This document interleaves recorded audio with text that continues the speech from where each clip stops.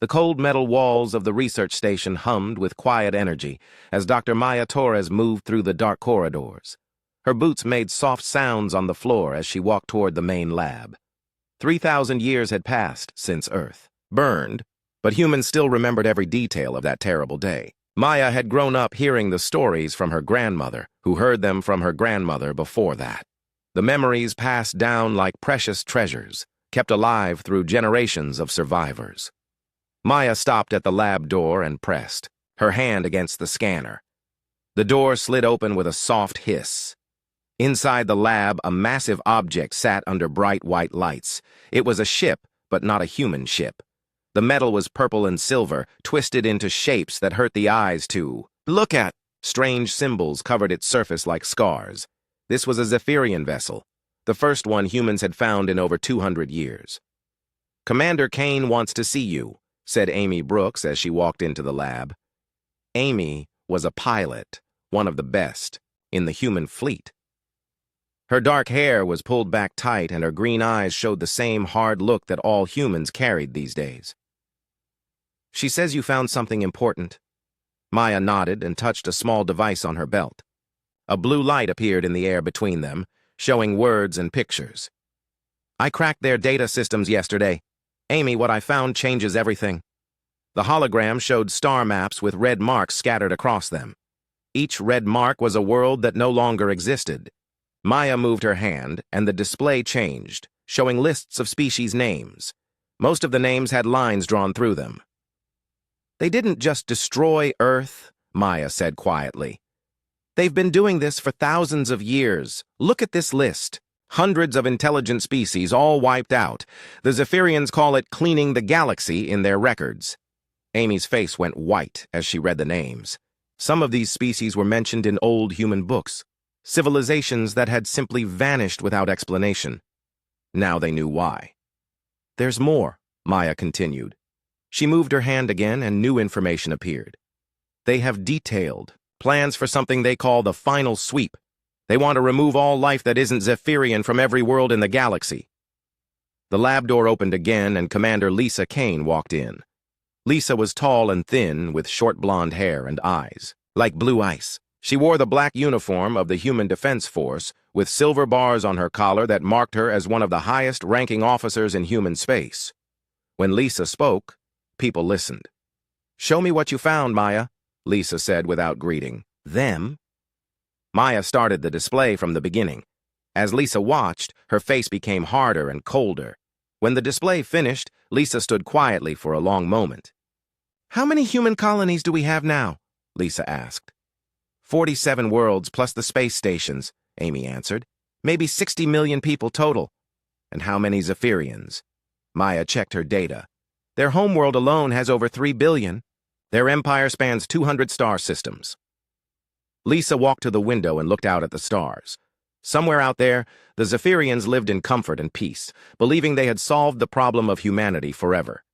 They thought all humans were dead, turned to ash and dust 3,000 years ago. They were wrong. "Send word to every human world," Lisa said. "Tell them what we found. Tell them it's time." "Time for what?" Amy asked. Lisa turned around and both women could see something burning in her eyes. It was the same fire that had kept humanity alive for 3,000 years. The fire of those who refused to die quietly. "Time to remind the galaxy that humans don't forgive and we don't forget," Lisa said. "They burned our world thinking we would just disappear. They were wrong then, and they're wrong now." Maya felt her heart beat faster. She had spent her whole life studying the past, learning about the old Earth and the people who died there. Now she understood that the past wasn't really past at all. It was still happening, still waiting for justice. "What do you need from me?" Maya asked. "I need you to find their weaknesses," Lisa said. "Study everything in that ship, learn how they think, how they fight, how they live. Find the cracks in their armor." Amy stepped forward. "And me?" "You're going to help me build the biggest fleet humanity has ever seen," Lisa said. "We're going to visit every human world and tell them the truth. We're going to unite them under one flag for the first time since Earth burned." "And then?" Maya asked. Lisa smiled, but it wasn't a happy smile. It was the smile of someone who had waited their whole life for this moment. Then we're going to teach the Zephyrians what happens when you try to destroy humanity, Lisa said. We're going to show them that some fires never go out. They just burn hotter and longer than anyone expects. The three women stood in the lab, surrounded by alien technology and ancient hatred. Outside the window, the stars waited patiently for the storm that was coming. Somewhere in the darkness between worlds, the Zephyrians continued their comfortable lives, never knowing that their oldest enemies had just declared war on them again. The age of hiding was over. The age of revenge had begun. The Zephyrian mining station Velketh Prime floated in empty space like a metal flower. Its 6 arms reached out from a central hub, each one filled with workers and machines that pulled precious metals from asteroids. The station had operated peacefully for 50 years without any trouble. The nearest threats were pirates, and pirates knew better than to attack Zephyrian installations. Lieutenant Kate Morrison watched the station through her helmet display as she floated in the darkness. Her stealth suit made her invisible to Zephyrian sensors, just another piece of space debris drifting between the stars. Around her, 19 other human commandos waited for her signal. They had trained for this mission for months. Kate touched a control on her wrist and spoke quietly into her radio. Ghost team to ghost ship. We are in position. Captain Amy Brooks answered from the human vessel hanging in the shadow of a large asteroid. Her ship looked like nothing special from the outside, just an old cargo hauler that had seen better days. The Zephyrians had no idea it carried enough firepower to destroy their station 3 times over. Copy that, Ghost Team, Amy said. Beginning electronic warfare now. On the station, Zephyrian technicians watched their screens with growing confusion. Systems began failing one by one for no reason they could understand. Communications went down first, then navigation, then life support backup systems. The station's commander, a tall female Zephyrian named Tel Ashen, ordered her staff to find the problem quickly. Tel Ashen had purple skin that shined under the station lights and large black eyes that could see in darkness better than any human. Her people had ruled the galaxy for thousands of years through superior technology and ruthless efficiency. She had never seen systems fail like this. Commander, we're getting strange energy readings from Section 7, reported her chief engineer. Tel Ashen moved quickly through the station corridors. Section 7 was where they stored the most valuable mining equipment. As she walked, the Yabidi lights began to flicker and die behind her. Emergency power kicked in, bathing everything in red light. She reached Section 7 and found the door standing open. Inside, every piece of equipment had been destroyed with surgical precision. Nothing was stolen, just broken beyond repair. On the far wall, someone had burned words into the metal using a plasma torch. The words were in an ancient language that Tel Ashen barely recognized. We have not forgotten, the words said. Kate Morrison and her team moved through the station, like ghosts made real. Their mission was not to steal or capture, but to send a message. They disabled critical systems, destroyed important equipment, and left calling cards that would confuse and frighten the Zephyrians. In the station's main computer core, Kate plugged a small device into the central processor. The device contained a virus created by Dr. Sophie Grant, one of humanity's best scientists. The virus would slowly spread through Zephyrian networks, gathering information and sending it back to human intelligence. Package delivered, Kate whispered into her radio. Time to go, Amy replied. Zephyrian patrol ships are 3 hours out. The commandos made their way back to the airlocks where they had entered.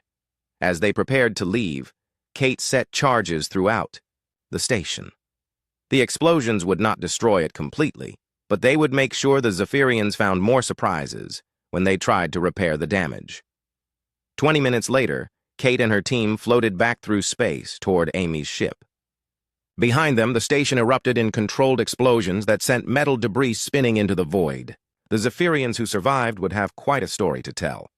3 star systems away, Fleet Commander Velandra received the first reports from Velketh Prime. She stood on the bridge of her flagship, a massive warship called Eternal Glory, and read the messages with growing anger. Velandra had fought in dozens of battles and conquered entire worlds, but she had never seen anything like this. No survivors? She asked her communications officer. 17 crew members found in emergency pods, the officer replied. They all tell the same story. Unknown attackers appeared from nowhere, disabled all systems, and vanished without taking anything. Velandra studied the tactical display showing the area around Velketh Prime. Her sensors showed no ships, no energy signatures, no evidence that anyone had ever been there. Yet an entire mining station lay in ruins. "Send the Third Fleet to investigate," she ordered. "I want every piece of debris analyzed. Someone did this, and I want to know who." As Velandra's ships raced toward the destroyed station, Amy Brooks guided her vessel through a secret hyperspace route that no Zephyrian had ever discovered. Her ship was one of 50 ghost vessels operating throughout Zephyrian space, striking without warning and disappearing before help could arrive. Dr. Sophie Grant worked in her laboratory on the human world of New Hope, developing new weapons for the Shadow War. She had spent years studying Zephyrian biology from samples found on ancient battlefields. Her latest creation was a virus that would only affect Zephyrian nervous systems, leaving other species completely unharmed. "The beauty of biological warfare," Sophie explained to her assistant, "is that it's invisible until it's too late. By the time they realize they're under attack, the damage is already done."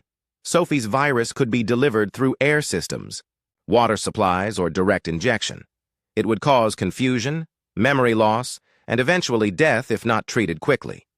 The best part was that it looked like a natural disease outbreak, not an attack.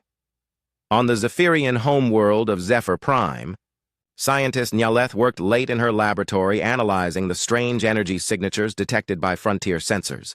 She was young for a Zephyrian, only 300 years old, with silver skin that marked her as part of the scholar caste. The energy readings made no sense. They appeared briefly near sites of mysterious attacks, then vanished completely. The patterns reminded her of something she had seen before in old military archives, but she could not remember what. Nyaleth pulled up historical records from the ancient database. Most of the files were thousands of years old, from the time when Zephyrians had fought wars against primitive species across the galaxy. She searched through battle reports and scientific studies until she found what she was looking for. The file was marked Terra Campaign, Final Report. As Nyaleth read, her skin went pale. The energy signatures matched exactly with technology used by something called humans during their final desperate battles 3,000 years ago. But that was impossible. Humans were extinct. Zephyrian orbital bombardment had turned their homeworld into molten rock and hunted down every survivor. There were no humans left in the galaxy. Nyaleth checked the data again, running every test she could think of. The results were the same every time. Somehow, somewhere, humans had survived, and now they were back. She reached for her communication device to alert the military, then stopped. Who would believe her? The idea that humans still existed was ridiculous. She needed more evidence before she could convince anyone that the galaxy's most dangerous enemy had returned from the dead. But as she looked at the data scrolling across her screen, Nyaleth felt something she had never experienced before. Fear. Pure, cold fear of something that should not exist, but clearly did. In the darkness between stars, the Ghost War continued. Human ships struck Zephyrian outposts like lightning, appearing from nowhere and vanishing just as quickly. Each attack was perfectly planned and brutally executed, leaving behind only destruction and questions that had no good answers. The Zephyrians began to whisper about ghost ships and phantom raiders. Some claimed the attacks were carried out by a new species from beyond the galaxy. Others believed it was divine punishment for ancient sins. None of them suspected the truth. Humanity had returned, and this time they were not the helpless primitives that Zephyrians remembered. These humans had spent 3,000 years learning, growing, and preparing for this moment. They were stronger, smarter, and more dangerous than ever before. The real war had not even begun yet. Admiral Beth Collins stood on the bridge of the human flagship Vengeance as her fleet dropped out of hyperspace. Around her, 200 human warships appeared in perfect formation, their weapons already charging for battle. Before them hung the Zephyrian border world of Kethmar, a peaceful planet with 2 billion inhabitants who had no idea their time of reckoning had come. Beth was 50 years old with gray hair and scars on her hands from years of fighting. She had been born on a mining ship in deep space, like most humans of her generation. She had never seen a real planet with blue skies and green trees, only the cold metal walls of human ships and stations. The Zephyrians had taken that from her before she was even born. "All ships report ready for battle," said her tactical officer, Lieutenant Rosa Martinez. Rosa was younger than Beth, but just as hard, with black hair and eyes that had seen too. Much war already. Beth opened a communication channel to the Zephyrian planet below. The face that appeared on her screen was female, with the typical purple skin and large black eyes of the ruling species. This was Governor Silketh, administrator of Kethmar and a member of one of the oldest Zephyrian noble families. Unknown. Vessels. "You are in violation of Zephyrian space," Silketh said in the arrogant tone her people always used when speaking to other species. "Identify yourselves immediately or face the consequences." Beth smiled, but there was no humor in it. "I am Admiral Elizabeth Collins of the Human Defense Force. We are here to deliver a message that is 3,000 years overdue." Silketh's face went white when she heard the word human. Like all Zephyrians, she had been taught that humans were extinct, destroyed long ago by the righteous forces of the Empire. Yet here was a human fleet, larger than anything Kethamar could defend against. "Impossible," Silketh whispered. "Humans are dead. We killed them all." "You tried," Beth said. "You burned our world and murdered our people. You thought you had won. But humans are hard to kill, and we have very long memories." Beth gestured to Rosa, who activated the fleet's main weapons. Massive energy beams reached out from the human ships toward the planet below. But instead of destroying cities, the beams targeted military bases, government buildings, and communication centers. The strikes were precise and devastating, crippling Kethmar's defenses in minutes. "This is for Earth," Beth said as the bombardment continued. "This is for every human child who died in your attack. This is for 3,000 years of hiding, in the dark while you lived in comfort and peace." On the Zephyrian homeworld of Zephyr Prime, Empress Prithess watched the reports from Kethmar with growing horror. She was over 4,000 years old, ancient even by Zephyrian standards, and she remembered the Terra campaign personally. She had been the one to give the order that turned Earth into slag. Prithess stood in her crystal palace surrounded by advisors and generals who looked to her for guidance. Her skin was pale blue with age, and her eyes held the wisdom and cruelty of millennia. She had ruled the Zephyrian Empire for longer than most species had existed. "How many human ships?" she asked her military commander. "At least 200 at Kethmar, possibly more," General Kethira replied. Kethira was one of the few Zephyrians still alive who had fought in the original war against humanity.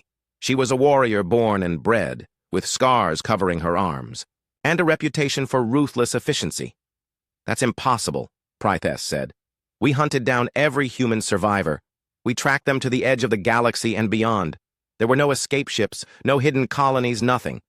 Apparently we were wrong," Kethira said grimly.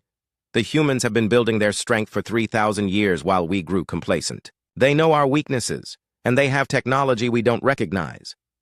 Prithess moved to the great window of her throne room and looked out at the capital city of her empire. Millions of Zephyrians lived and worked below in perfect harmony, protected by the greatest military force the galaxy had ever known, or so she had thought. "Recall the 4th and 7th fleets from the frontier," she ordered. "I want every available ship defending our core worlds, and wake up the old veterans from stasis. We're going to need everyone who remembers how to fight humans." Meanwhile, on the human world of New Terra, Rosa Martinez worked with her engineering teams to complete their latest weapon. It was a massive space station designed for one purpose: orbital bombardment on a scale that would make the Zephyrians understand what they had done to Earth. The station was called Earth's Revenge, and it carried enough firepower to reduce an entire planet to molten rock. Rosa had designed it using Zephyrian technology captured from their ancient ships, improved with 3,000 years of human innovation and desperation. "The irony is beautiful," Rosa explained to her team as they made final adjustments. "We're going to use their own weapons against them. They'll burn their worlds with the same fire they used on ours." On Kethmar, the bombardment had stopped, but the message was clear. The planet's government buildings lay in ruins, and its military bases were smoking craters. Governor Silketh found herself face-to-face with human soldiers who had landed to take control of the planet. The humans moved with military precision that impressed even Zephyrian observers. They secured key locations, established communication networks, and began broadcasting to the population. But they did not kill civilians or destroy homes. This was conquest, not genocide. Lieutenant Kate Morrison, now promoted to major after her successful ghost operations, led the human ground forces on Kethmar. She stood in the planetary governor's office and looked across the desk at Silketh, who sat in chains but had not been harmed. "Your people ruled this galaxy through fear and murder for thousands of years," Kate said. "Today that ends. From now on, you answer to us." Silketh raised her head with the pride that all Zephyrians carried. "You cannot hold our worlds forever. The Empire will send fleets to retake this planet and destroy your entire species once and for all." Kate smiled and activated a communication device. The screen showed Admiral Collins on her flagship, with the massive human fleet visible through the windows behind her.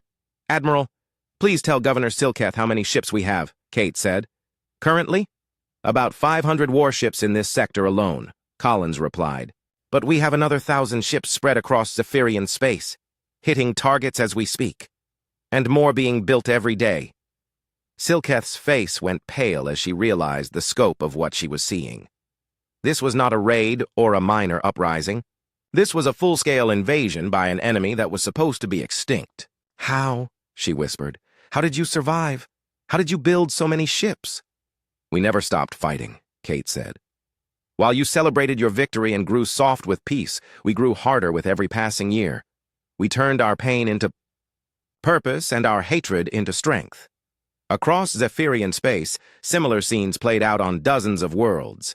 Human fleets appeared without warning and overwhelmed local defenses before help could arrive.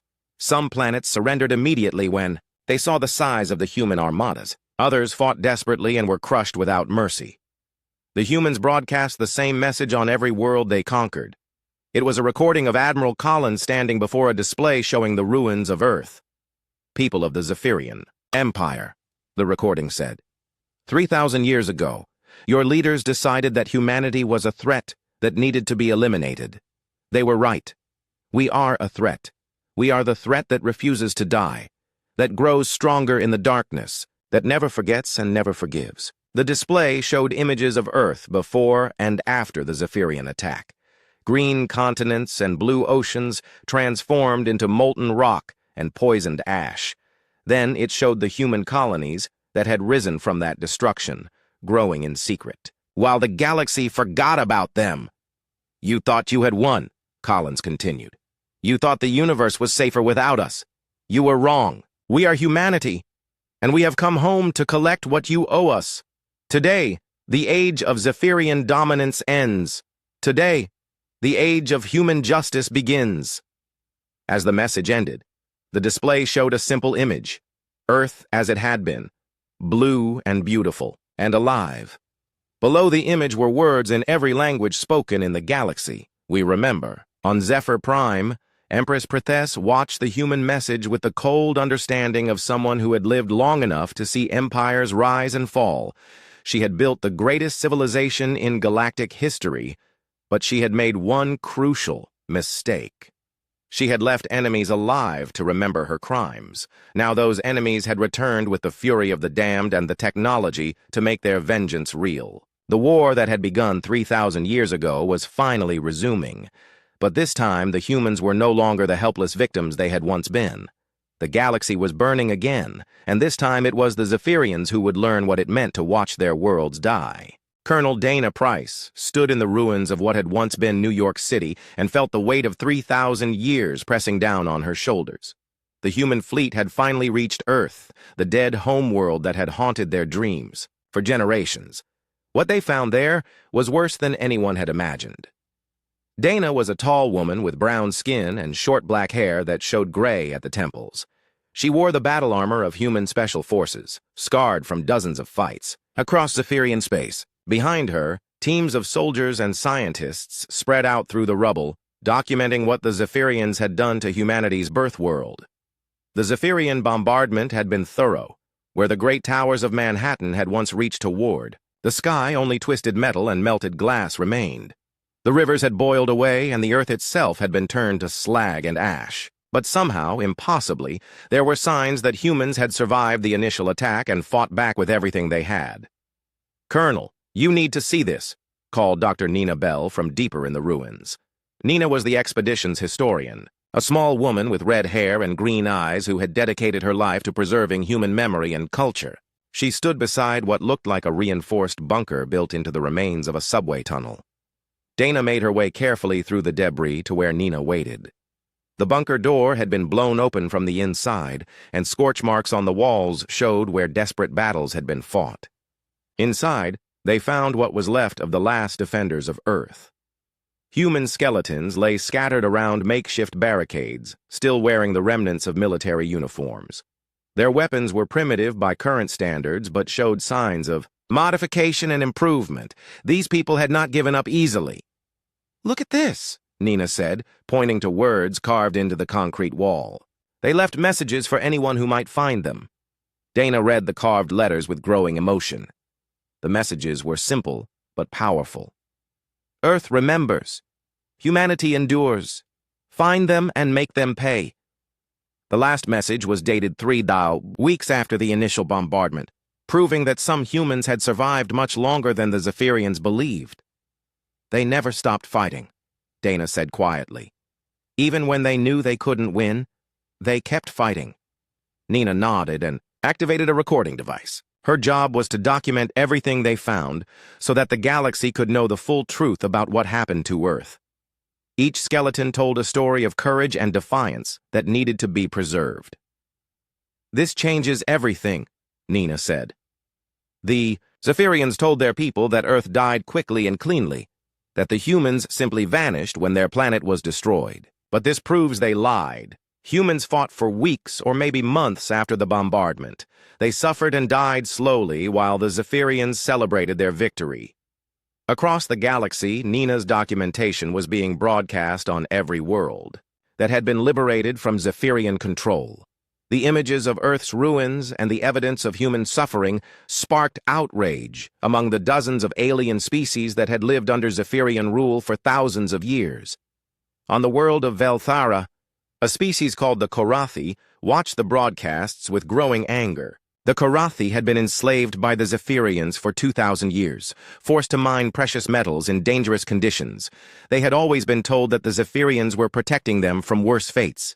"They lied to us," said Tribal leader Gorthan as he watched human soldiers walking through the ruins of Earth. "They told us they only destroyed worlds that threatened galactic peace, but these humans were just defending their home." Similar reactions occurred on hundreds of worlds throughout Zephyrian space. Species that had accepted Zephyrian rule for millennia began to question everything they had been told. Rebellions sparked on mining worlds, agricultural colonies, and industrial centers as the truth about Zephyrian protection became clear. On Zephyr Prime, War Priestess Silandra stood before a massive crowd of Zephyrians and called for total war against the human invaders. She was a tall, imposing figure with silver skin and eyes that burned with fanatical devotion to the Empire. Her voice carried across the capital city as she spoke to millions of her people. "The humans are demons returned from the dead to destroy our perfect civilization," Silandra proclaimed. "They cannot be reasoned with or reformed. They exist only to spread chaos and death throughout the galaxy. We must destroy them completely before they corrupt the universe itself." The crowd roared its approval, but not all Zephyrians were convinced by Silandra's words. In the back of the gathering, an elderly civilian named Ethanis listened with growing unease. She was old enough to remember when Zephyrians had been explorers and scholars, not conquerors and oppressors. Ethanis had been a young scientist during the Terra campaign, and she remembered the debates that had raged through Zephyrian society about whether to destroy the human homeworld. Many had argued that the humans could be reformed or relocated, but the military faction had won. She had supported the decision at the time, believing it was necessary for galactic stability. Now, watching the evidence of human suffering and seeing the courage of Earth's last defenders, Ethanis began to question everything she had believed for 3,000 years. Had the Zephyrians become the very monsters they claimed to be protecting the galaxy from? After Silandra's rally ended, Athanis returned to her small apartment and accessed her personal files from the ancient war. The documents she found horrified her. The Zephyrian military had not just destroyed Earth to prevent future conflict, they had done it as a warning to other species about what happened to those who opposed Zephyrian expansion. Total Species Elimination Protocol, read one file. She had never seen before. To be implemented when conventional conquest proves impossible or when an example must be made to ensure compliance from other subject races. Athanis realized that Earth had not been the first world to die under Zephyrian bombardment, and it would not have been the last if the humans had not returned to stop them. Her people had become galactic tyrants who used genocide as a tool of statecraft. Meanwhile, Colonel Dana's teams continued their grim work in Earth's ruins. They found evidence of human resistance that had lasted for months after the bombardment. Underground shelters where families had hidden while their world burned above them. Weapons factories built in subway tunnels where the survivors had tried to build tools for revenge. Messages and recordings left for whoever might find them someday. The most heartbreaking discovery was a children's school that had been converted into a hospital during the siege. The walls were covered with drawings made by young human children, showing their planet as it had been before the attack. Green trees, blue skies, and bright yellow suns decorated every surface, created by kids who would never see such things again. They never lost hope, Nina said, as she recorded the children's artwork. Even at the end, they believed someone would come back to find them. Dana nodded and touched one of the drawings gently. It showed a human family standing together under a rainbow, smiling despite the hell that surrounded them. At the bottom, a child had written, "For the people who come after us, please remember we were here." "We remember," Dana whispered. "We all remember." The documentation from Earth was transmitted throughout human space and beyond, reaching alien species that had never heard the true story of humanity's destruction. The evidence was overwhelming and undeniable. The Zephyrians had not just committed genocide. They had tortured an entire species slowly and deliberately, then lied about it for 3,000 years. Public opinion across the galaxy began to shift dramatically. Species that had remained neutral in the human-Zephyrian conflict started choosing sides. Trade routes were disrupted as alien merchants refused to do business with Zephyrian worlds. Diplomatic relationships that had lasted for millennia suddenly collapsed. On the liberated world of Kethmar, Major Kate Morrison met with representatives from dozens of alien species who had come to pledge their support for the human cause. The meeting took place in what had once been the Zephyrian governor's palace, now converted into a center for galactic justice. "The truth about Earth changes everything," said Ambassador Velthon of the Aquatic Union. "We cannot stand by while such crimes go unpunished. My people offer our fleets to your cause." Similar offers came from across the galaxy. Species that had their own grievances against Zephyrian rule saw this as their chance for justice. The human war of revenge was becoming something larger, a galactic uprising against 3,000 years of Zephyrian tyranny. But even as the galaxy united against them, many Zephyrians remained convinced of their own righteousness. Silandra continued her speeches, calling the human evidence fabricated propaganda, and insisting that the Empire had only ever acted to protect galactic peace. Yet in quiet moments, alone in her apartment, Athanis continued reading through the old files and wondering how her people had become the monsters that children across the galaxy now feared in their nightmares. The truth was becoming impossible to deny, even for those who had lived their entire lives believing in Zephyrian superiority. Fleet Admiral Helen Cross stood on the command deck of the human super-dreadnought Terra's Fury as the largest armada in galactic history prepared for the final assault on Zephyr Prime. Around her flagship, 3,000 human warships hung, in perfect formation, while allied fleets from dozens of liberated species added another 2,000 vessels to the force. Helen was 60 years old with silver hair and eyes like steel. She had been born on a refugee ship fleeing Zephyrian patrols, had lived her entire life preparing for this moment. Now, as she looked at the blue and purple world that had spawned the galaxy's greatest evil, she felt the weight of 3,000 years of human suffering pressing down on her shoulders. "All fleets report ready for final assault," announced her tactical officer. The bridge crew worked with quiet efficiency, knowing that they stood at the edge of history. Today would decide whether humanity's long war for justice would end in victory or mutual destruction. On the planet below, Empress Prythes gathered the last loyal forces of her crumbling empire in the crystal palace that had been built from the wealth of 1,000 conquered worlds. Most of her outer territories had fallen to human forces or alien rebellions. Entire sectors had declared independence when the truth about Zephyrian crimes became impossible to hide.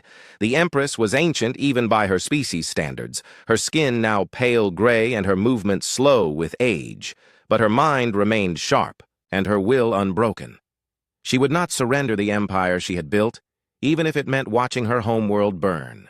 "How many ships do we have left?" she asked General Kethira, her oldest and most trusted military commander. 500 vessels defending the homeworld, Kethira replied. Another 1,000 scattered across our remaining territories, but they cannot reach us in time. Prythes nodded slowly. The odds were hopeless, but that had never stopped her before. She had built an empire from nothing and ruled the galaxy for millennia. If this was to be her end, she would make it a glorious one. Major Carla Stone led a team of human special forces through the maintenance tunnels beneath the Imperial Palace.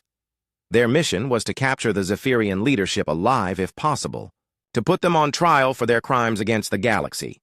But Carla knew it might not be that simple. Carla was a small, quick woman with dark skin and eyes that missed nothing. She had fought in dozens of battles across Zephyrian space and seen enough horror to fill several lifetimes. The tunnels they moved through were filled with precious artworks stolen from dead civilizations, monuments to Zephyrian greed and conquest. As they approached the main palace complex, Carla's team encountered unexpected resistance. A group of young Zephyrians in simple robes blocked their path, but these were not soldiers. They carried no weapons and showed no hostility. "Please," said their leader, a female with silver skin who could not have been more than 200 years old. "We want to surrender. We want to help you stop this madness."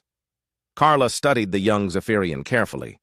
Her name was Mirandra, and according to intelligence reports, she was Prythes's own daughter. Yet here she stood, asking to betray her own mother and species. "Why?" Carla asked simply. "Because I've seen the evidence from Earth," Mirandra replied. "I've read the historical files my mother tried to hide. I know what my people have done, and I cannot live with it anymore."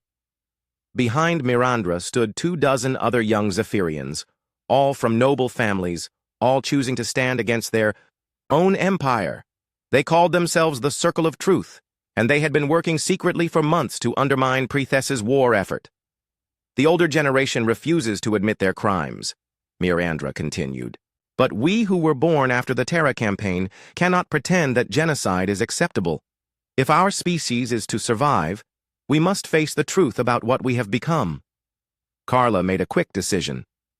"Lead us to your mother. Help us end this war before more people die."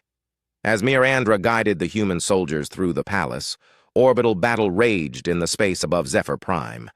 Helen Cross commanded the human fleet with skill born from decades of warfare, but the Zephyrians fought. With the desperation of the cornered, Zephyrian ships dove into human formations like missiles, sacrificing themselves to take down enemy vessels. Their technology was still formidable, and every human victory came at a price. Ships on both sides exploded in brilliant flashes of light as weapons designed to destroy planets were turned against each other. "Admiral, we're taking heavy casualties," reported the tactical officer. "The Zephyrians have some kind of new weapon that's cutting through our shields." Helen watched the battle displays with growing concern. The humans were winning, but barely. If the fighting continued much longer, both fleets would be destroyed, and the planet below would be left defenseless for whoever arrived first. "Signal. All ships," she ordered. "Begin final bombardment of military targets only. I want the Palace District intact." On the planet's surface, the people of Zephyr Prime watched their sky fill with fire as the orbital battle reached its climax. In the poorer districts of the capital city, many Zephyrians had already surrendered to the human ground forces that were landing across the planet. But in the wealthy areas where the noble families lived, fierce resistance continued. Zaretha, A middle-aged Zephyrian scientist who had joined the rebellion against her own government led human troops through the government sector. She had spent years secretly documenting Zephyrian war crimes, and now she was helping to bring justice to those responsible. "The records you want are in the Archive of Victories," she told the human commander. "Everything is there. Every world they destroyed, every species they eliminated, every act of genocide they committed." The Archive of Victories was Prethes's monument to Zephyrian supremacy, a massive building filled with trophies taken from conquered worlds. As human soldiers secured the building, they found horrors beyond imagination. Entire sections were dedicated to species that no longer existed, with detailed records of how each one had been eliminated. In the central chamber, they found a crystal sculpture showing the destruction of Earth. It was labeled as the solution to the human problem, and had been Prethes's favorite piece of art for 3,000 years.